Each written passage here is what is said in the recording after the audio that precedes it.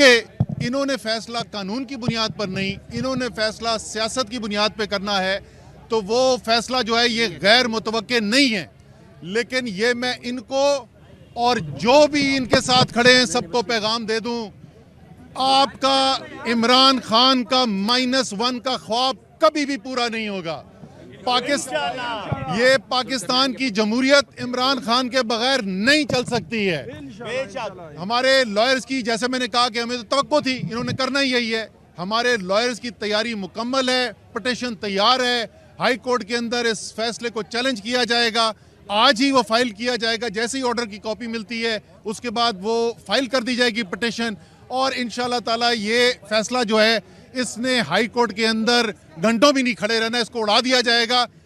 लेकिन फिर एक दफ़ा मैं आखिर में कहूँगा, फिर मैं शाह साहब से रिक्वेस्ट करूँगा कि बात करें कि जो भी ये ख्वाब देख रहा है कि -1 इमरान खान पाकिस्तान का जमहूरी निज़ाम चलेगा, ये कान खोल कर सुन लो, ये नहीं होने